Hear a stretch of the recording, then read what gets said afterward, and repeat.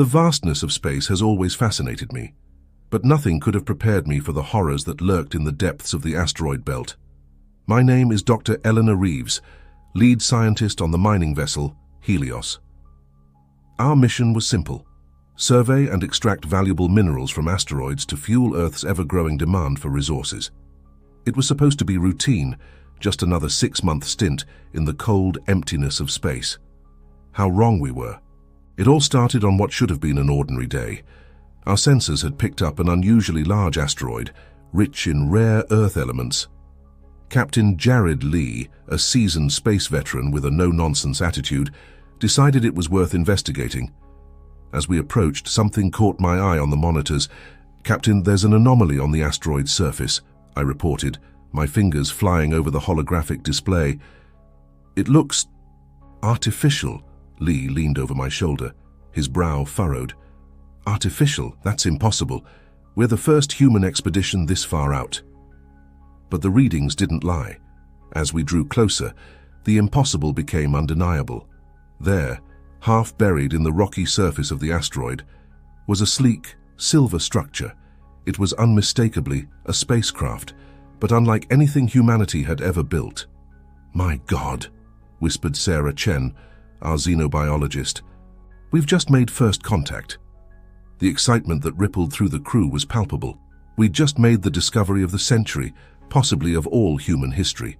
But as I stared at the alien vessel on our screens, a chill ran down my spine. Something about it felt wrong. Captain Lee wasted no time assembling an exploration team. I volunteered immediately, along with Sarah and our chief engineer, Dmitry Volkov. As we donned our spacesuits and prepared to board the shuttle, Lee's voice crackled over the comm. "Remember, this is strictly reconnaissance. Do not touch anything without clearing it with me first, and for God's sake, be careful." The shuttle ride to the asteroid's surface was tense with anticipation. As we touched down and stepped out onto the rocky terrain, the alien ship loomed before us, a silent sentinel of an unknown civilization. "Oh, it's incredible," Sarah breathed, her voice filled with awe. "The design, it's so advanced. Look at how it's integrated with the asteroid itself." She was right. The ship seemed to meld seamlessly with the rock, as if it had grown out of the asteroid rather than crashed into it.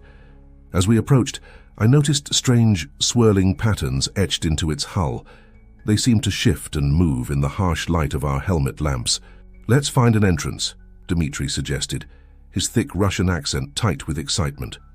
We circled the vessel, our boots leaving trails in the asteroid's dusty surface. Finally, we found what appeared to be an airlock. It was sealed tight, with no obvious mechanism to open it. "Now what?"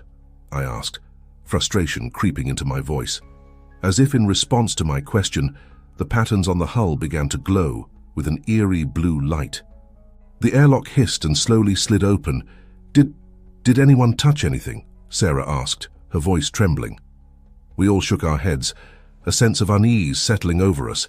The ship had opened on its own, as if inviting us in. "Captain," I radioed back to the Helios, "the alien vessel has granted us access. Request permission to enter." There was a long pause before Lee's response came through. "Granted, but proceed with extreme caution. At the first sign of danger, you get out of there, understood?" We acknowledged and stepped into the airlock. As soon as we were inside, the outer door sealed behind us with a soft whoosh. For a moment, we stood in total darkness. Then, slowly, lights began to flicker to life around us, revealing a corridor that stretched deep into the heart of the ship. The air inside was stale but breathable. We removed our helmets, and I immediately wished I hadn't. There was a smell in the air, faint but unmistakable. It reminded me of ozone and something else, something organic and deeply unsettling. "This technology," Dmitry muttered, running his hand along a smooth, metallic wall. "It's centuries beyond anything we have, maybe even millennia." As we moved deeper into the ship, the feeling of wrongness grew stronger. The corridors seemed to shift and change behind us, and more than once, I could have sworn I heard whispers echoing from empty rooms. We eventually found ourselves in what appeared to be the bridge, Holographic displays flickered to life as we entered, filling the air with alien symbols and diagrams. "This is incredible," I said, approaching one of the displays. "If we can decipher this, imagine what we could learn." But as I reached out to touch the hologram, a jolt of energy surged through my body. Pain exploded behind my eyes. And for a split second, I saw something, a vast dark shape moving through the void of space. Countless worlds burning, and eyes, so many eyes, all fixed on me. I stumbled back, gasping for air. Sarah caught me before I could fall. "Elena, what happened? Are you all right?" I couldn't answer. My head was spinning, and that image, that terrible image, was burned into my mind.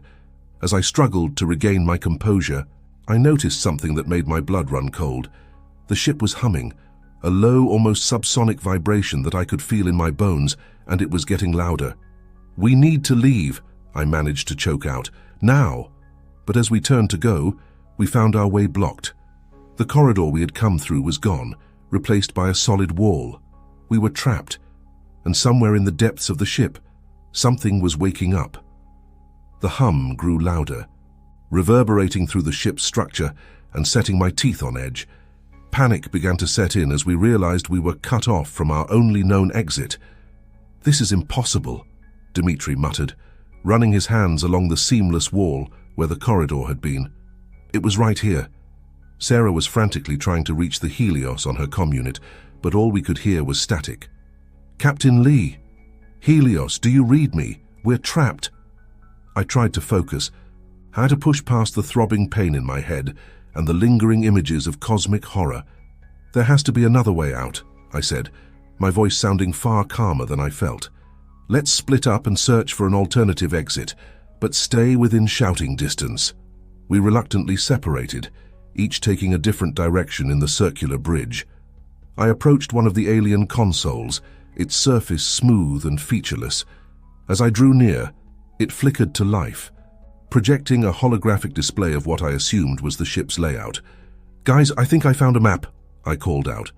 Sarah and Dmitri hurried over, their faces a mix of fear and curiosity. The hologram showed a complex network of corridors and chambers, far larger than what we had initially seen, but something was off. The layout seemed to be shifting, rearranging itself even as we watched. "This doesn't make any sense," Sarah said, her scientific curiosity momentarily overriding her fear. "It's as if the ship is alive somehow." As if in response to her words, the humming intensified.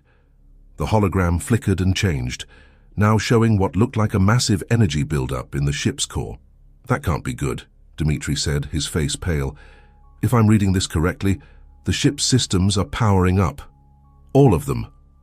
A sudden, violent tremor shook the bridge, nearly knocking us off our feet. The lights flickered, and for a moment we were plunged into darkness. When they came back on, the bridge had changed. New corridors had opened up, and strange, organic-looking growths had begun to sprout from the walls. "What the hell is happening?" I gasped, stumbling back from a tendril-like growth that seemed to be reaching towards me. Before anyone could answer, a piercing shriek filled the air. It wasn't mechanical. It sounded alive, alien, and terrifyingly angry. "Run!" I yelled, not waiting to see if Sarah and Dmitri followed. We sprinted down one of the newly formed corridors, the shrieking growing louder behind us. The ship was changing around us, walls shifting and reforming, forcing us to take turns seemingly at random. As we ran, I caught glimpses of impossible things in the rooms we passed, chambers filled with swirling, colorful gases, halls lined with what looked like suspended animation pods, their occupants hidden in shadow. And everywhere, those strange, moving patterns we had seen on the hull, now glowing with an intense, sickly light. We finally burst into a large, circular room and skidded to a halt. In the center stood a massive pillar of pulsing energy, tendrils of lightning arcing out to touch the walls. "The core," Dmitri panted. "This must be the ship's power source." Sarah was bent over, hands on her knees, trying to catch her breath. "We can't keep running forever," she gasped. "We need a plan." I was about to agree, when movement caught my eye. One of the walls was rippling like the surface of a pond, and something was coming through. It emerged slowly at first, a mass of writhing tentacles, each one covered in what looked like eyes. Then came a body, if you could call it that. It was constantly shifting, taking on shapes that hurt to look at, defying the laws of physics and sanity alike. We stood frozen in horror as the entity fully materialized. It towered over us, its form a nightmare of angles and dimensions that shouldn't exist. And then it spoke. The words didn't come through our ears. They appeared directly in our minds, accompanied by a cascade of images and sensations that threatened to overwhelm our sanity. Intruders. Trespassers. Lesser beings. The voice was like 1,000 voices speaking at once, each in a different, incomprehensible language. Yet somehow, we understood. You have awakened us. You have activated the beacon. We didn't mean to, I managed to stammer, fighting against the waves of terror washing over me. We didn't know. Ignorance is no excuse. Your kind has been judged and found wanting. The entity's form rippled and changed. Growing larger, more terrifying, tendrils of energy began to reach out towards us. You will be the first to witness the return. The great cleansing begins anew. In that moment, I understood the true horror of our situation. We hadn't just discovered an alien ship. We had awakened an ancient cosmic force, one that saw humanity as nothing more than insects to be exterminated. As the entity's tendrils drew closer, I knew we had to act. But what could we possibly do against something so far beyond our comprehension? The ship shuddered again, and I heard the distant sound of metal tearing. Was that the Helios trying to rescue us? Or was it the beginning of something far worse? In the face of cosmic horror, our own mortality never felt so crushingly real. And as the entity loomed over us, its countless eyes fixed on our trembling forms, I realized that our nightmare was only just beginning. The entity's tendrils were mere inches from us when the ship lurched violently, throwing us to the ground. A deafening roar filled the air, and for a moment I thought the Helios had somehow managed to blast its way into the alien vessel. But as I looked up, I realized the truth was far worse. The massive energy pillar in the center of the room was pulsing erratically, sending out waves of strange, distorted radiation. The entity seemed just as surprised as we were, its form rippling and contorting in what I could only assume was distress. Containment breach unacceptable. Its voice in our minds was like a thunderclap, sending spikes of pain through our skulls. But in that moment of confusion, I saw our chance. "The core!" I shouted to Dimitri and Sarah over the cacophony. "If we can destabilize it further, maybe we can—" I didn't get to finish my thought. One of the entity's tendrils lashed out, narrowly missing my head and leaving a deep gouge in the metal floor. We scrambled to our feet and ran, ducking and weaving between the thrashing appendages. Dimitri reached the core first, his engineer's mind already analyzing the alien technology. "I think I can overload it," he yelled, his hands flying over what looked like control surfaces, "but I don't know what will happen." "Do it," Sarah and I shouted in unison as Dimitri worked. Sarah and I tried to distract the entity. We grabbed pieces of debris that had fallen during the ship's convulsions and hurled them at its ever-shifting form. It was like throwing pebbles at a tsunami, but it seemed to work. The creature's attention divided, giving Dimitri the time he needed. With a triumphant yell, Dimitri slammed his hand down on the alien console. The effect was immediate and terrifying. The energy pillar erupted, sending out a shockwave that knocked us all off our feet. The entity screamed, a sound that existed somewhere between frequencies, vibrating in our bones and threatening to liquefy our brains. As the room filled with blinding light, I felt a sensation like I was being turned inside out. The world around us seemed to fold in on itself, reality bending and twisting in impossible ways. And then, darkness. I don't know how long I was unconscious. When I came to, the first thing I noticed was the silence. The constant hum that had pervaded the ship was gone, replaced by an eerie quiet, broken only by the sound of my own ragged breathing. "Sarah! Dimitri!" I called out, my voice hoarse. Slowly, painfully, I got to my feet. The room we had been in was unrecognizable. The walls had melted and reformed into bizarre, organic shapes. The energy pillar was gone, replaced by a swirling vortex of darkness that hurt to look at directly. I found Sarah unconscious a few feet away. As I shook her awake, I saw with horror that her skin was covered in strange, shifting patterns, the same patterns we had seen on the ship's hull. "Elena," she mumbled, her eyes fluttering open. What happened?" Before I could answer, a groan from across the room caught our attention. Dmitri was stirring, and as he sat up, I saw that he too was marked with the alien patterns. "Are you guys okay?" I asked, helping Sarah to her feet. They nodded, but something was off. Their movements were jerky, unnatural, and their eyes seemed to reflect the swirling vortex behind us. "We need to find a way out of here," I said, trying to keep the panic out of my voice. "The Helios must be looking for us by now." As if on cue, my comm unit crackled to life. Captain Lee's voice came through, distorted but audible. "Dr. Reeves, anyone, do you copy? We've docked with the alien vessel, sending in a rescue team now." Relief flooded through me, but it was short-lived. As I turned to share the good news with Sarah and Dmitri, I saw that they were staring at me with expressions that were no longer entirely human. "No rescue," Sarah said, her voice overlaid with a strange, resonant frequency. "No escape." "The awakening cannot be stopped," Dmitri added, his eyes now completely black. They began to advance on me, their movements becoming more fluid, more alien with each step. The patterns on their skin were moving, pulsing in time with the vortex behind them. "Sarah, Dmitri, fight it!" I pleaded, backing away. "This isn't you." But my words fell on deaf ears. Whatever had happened when the core overloaded, it had changed them, corrupted them, and now, it seemed, they wanted to do the same to me. I turned and ran, my heart pounding in my chest.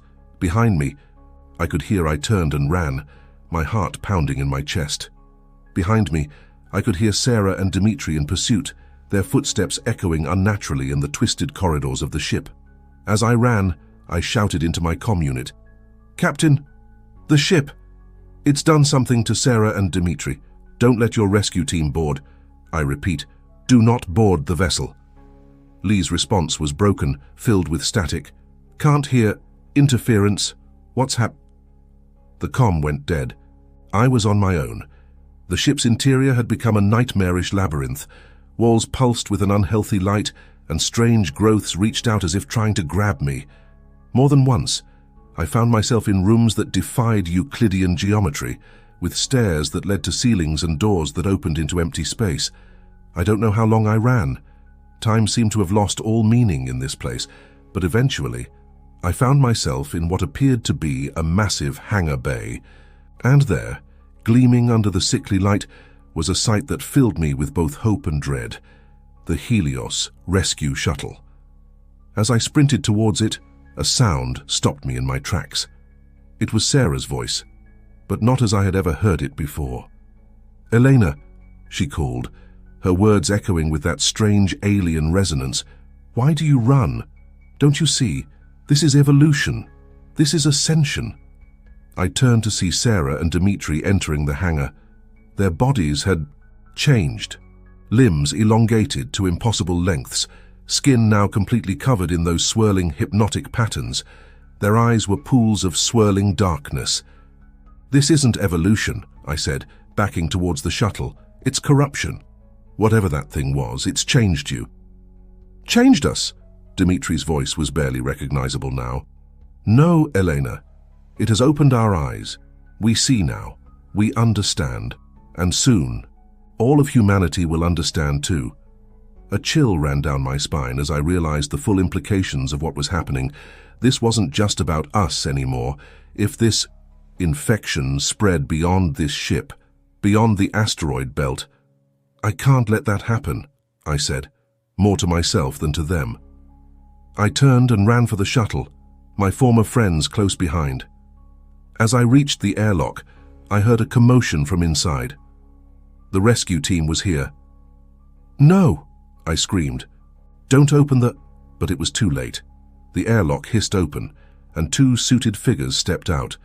Before I could warn them, Sarah and Dimitri were upon them. I watched in horror as the alien patterns seemed to flow from my corrupted friends onto the suits of the rescue team, quickly covering them. In seconds, it was over. Where there had been two humans in spacesuits, there were now two more corrupted beings, their forms already beginning to twist and change. I stumbled back, my mind reeling. This was a nightmare, it had to be. But the pain in my lungs as I gasped for breath, the ache in my muscles from running, it was all too real. As the four transformed beings advanced on me, I made a decision. I couldn't let this spread. I couldn't let them reach the Helios, couldn't risk this infection reaching Earth. With a silent apology to Captain Lee and the rest of the crew, I slammed my hand down on the emergency launch sequence panel next to the airlock. Alarms blared as the shuttle's engines roared to life.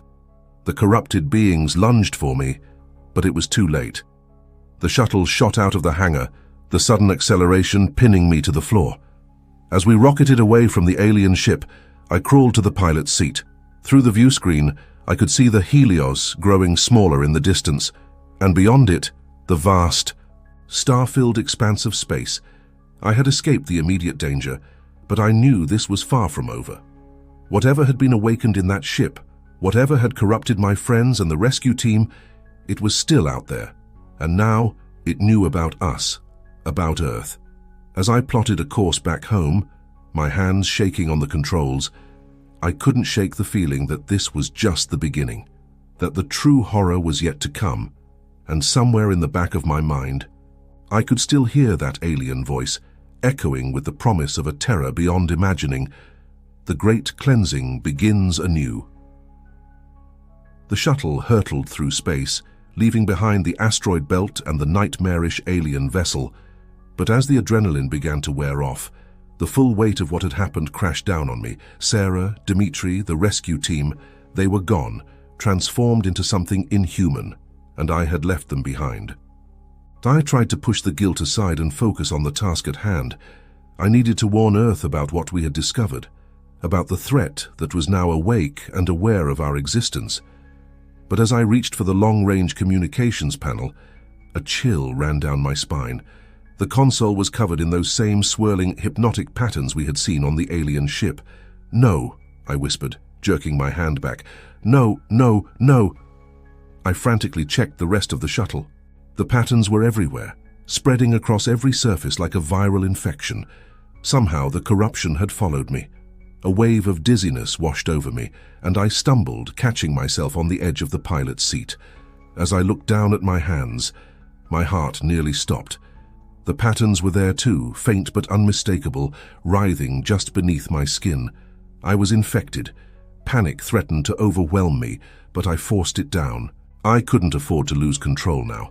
I had to think, had to figure out a way to contain this before it spread further. The shuttle's small medbay caught my eye. It wasn't much, but it had a quarantine unit. It would have to do. With trembling hands, I activated the autopilot, setting a course that would take the shuttle into a wide, elliptical orbit around the sun, far away from any potential rescue ships, far from Earth. Then, fighting against the growing disorientation, I made my way to the medbay. The quarantine unit was cramped, barely large enough for one person, but it would keep me isolated. As I sealed myself inside, I couldn't help but laugh bitterly at the irony. I had escaped one prison only to lock myself in another. Hours passed, or maybe it was days. Time seemed to stretch and contract unpredictably. The patterns on my skin grew more pronounced, and with them came changes. My perception altered, senses sharpening to an almost painful degree. I could feel the vibrations of the shuttle's engines in my bones, could almost taste the radiation streaming past outside. And the visions. Oh, the visions. Glimpses of vast, impossible spaces between the stars, civilizations rising and falling in the blink of an eye, and always, always, that sense of an immense, alien presence watching, waiting. I tried to fight it, to hold on to my humanity, but I could feel myself slipping away.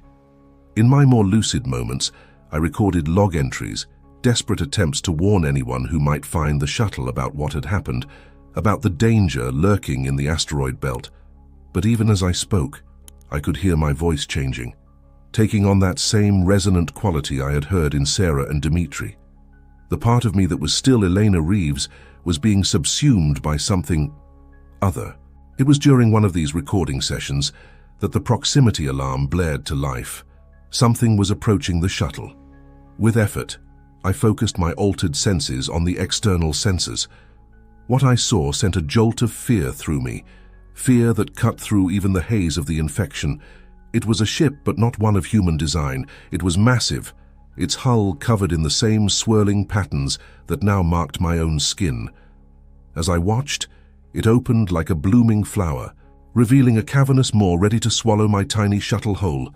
The alien vessel from the asteroid belt had come for me, and I realized, with a mixture of terror and a strange, alien exhilaration, that this had been the plan all along.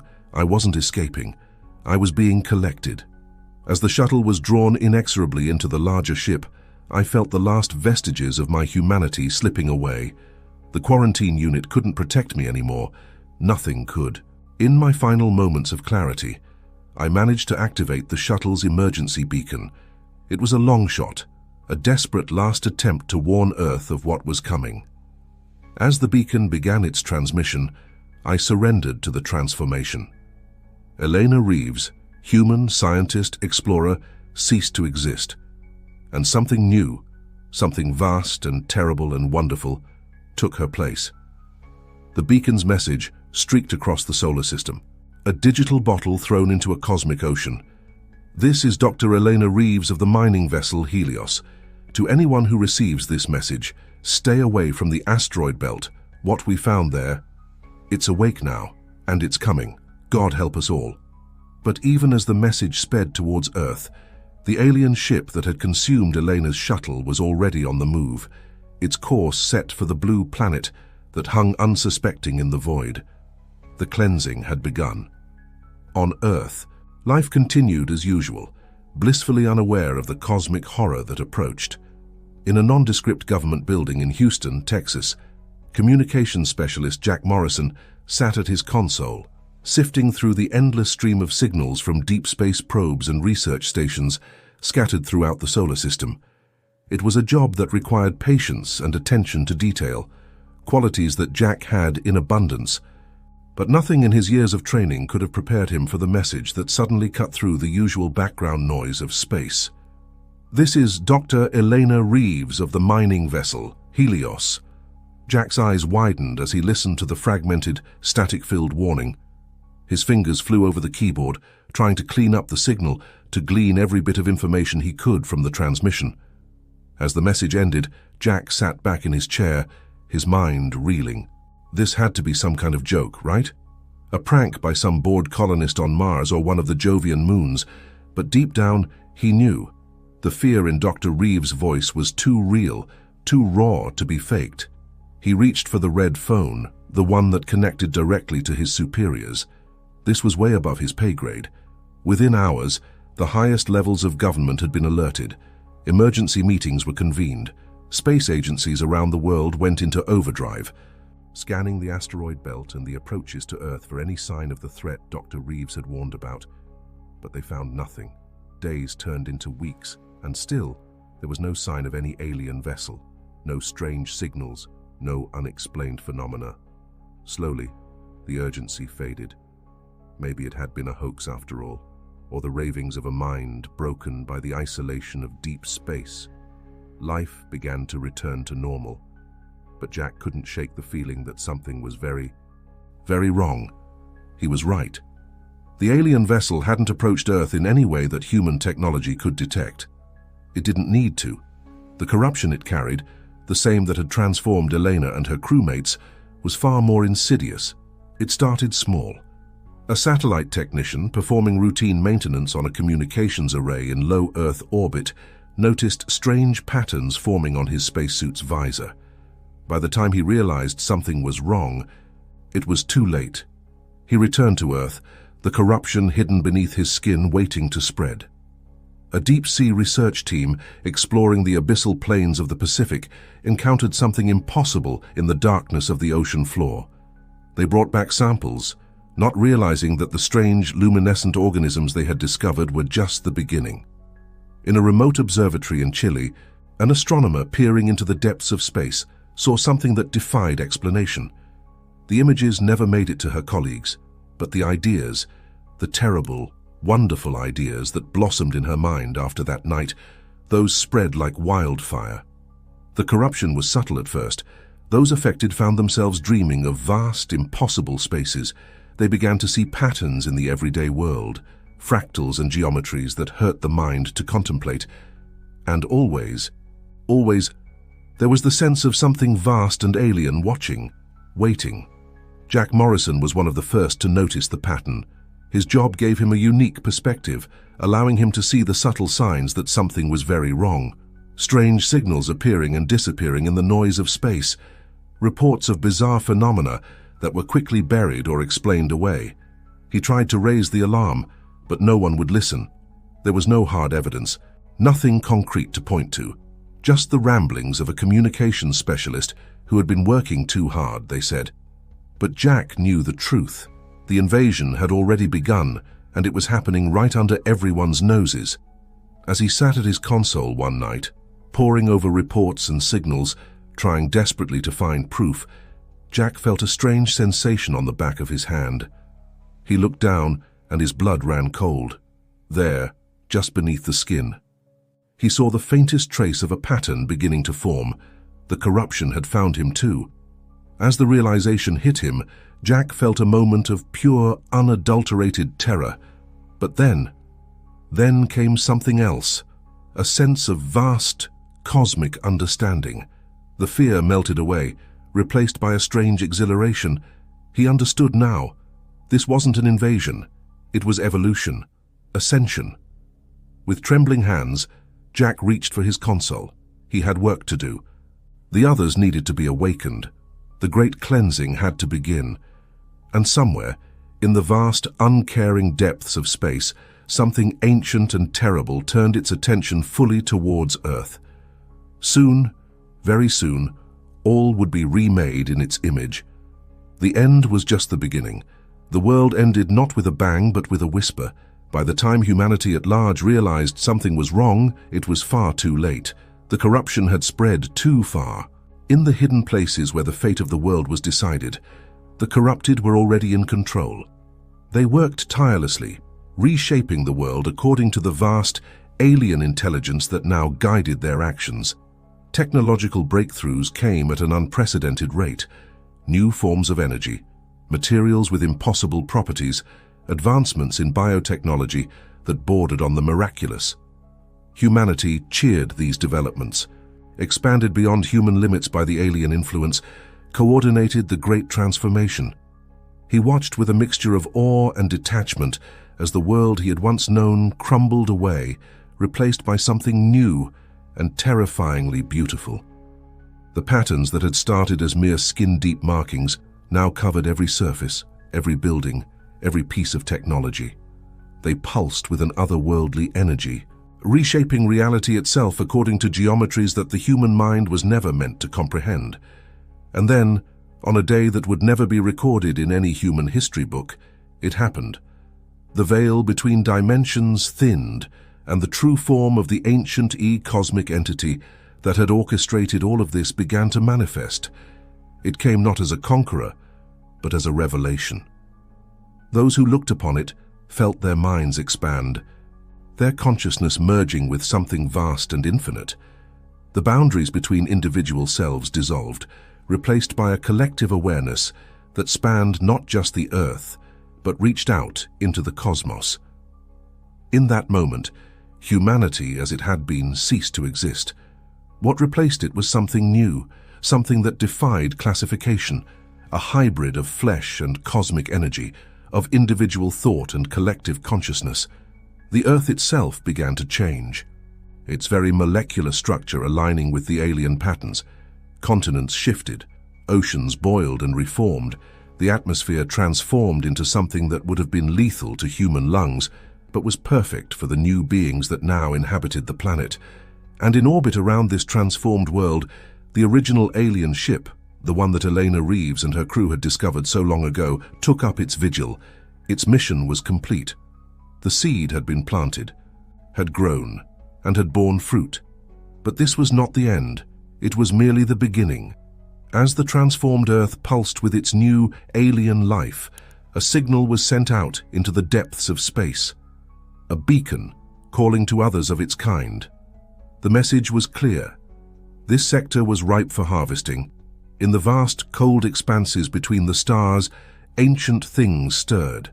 Cosmic horrors beyond human imagination turned their attention towards the small, blue planet that had once been the cradle of humanity. They saw not the Earth as it had been, but a new outpost of their kind, a foothold in a galaxy ripe for transformation, and so they came. Ships larger than continents, beings that existed in multiple dimensions simultaneously, swarms of energy that defied the laws of physics as humans had understood them. They descended upon the solar system, not to conquer, but to join with what had already begun. The transformed humans, led by what had once been Jack Morrison, welcomed them. In a cosmic dance of unimaginable complexity, the visitors merged with the Earth and its new inhabitants. The planet itself began to shift and change once more, growing, expanding, becoming something that no longer fit any definition of a celestial body.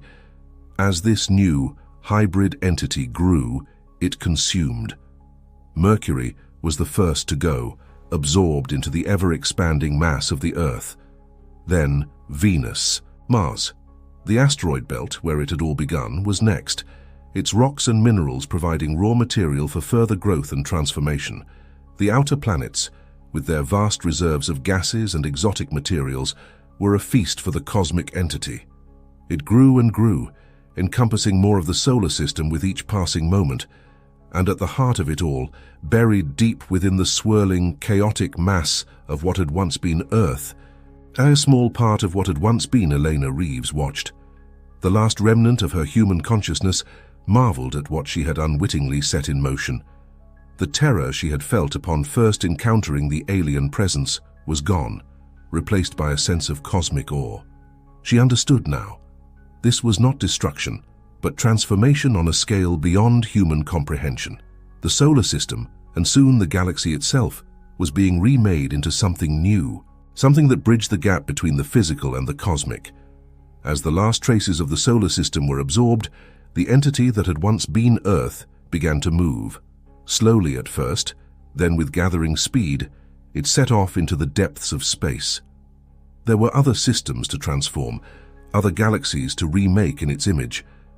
The journey that had begun with a routine mining operation in the asteroid belt had led to this, the birth of a cosmic being, a god by any human definition, setting off to reshape the universe itself. And somewhere, in the deepest recesses of this vast, incomprehensible entity, the last spark of Elena Reeves. Consciousness had one final, fleeting human thought. What have we become? But there was no fear in that thought. No regret, only a sense of wonder at the infinite possibilities that lay ahead. As the entity that had once been Earth disappeared into the cosmic void, the star that had once been the sun flickered and went dark. The solar system, the cradle of humanity, was no more. In its place was only the vast, cold emptiness of space. But it was an emptiness pregnant with possibility. For in the cosmic dance of creation and destruction, endings were merely new beginnings, and somewhere out there, in the infinite expanse of the universe, the story that had begun in the asteroid belt continued. Written now in the language of stars and galaxies, the human chapter had ended. The cosmic saga had just begun,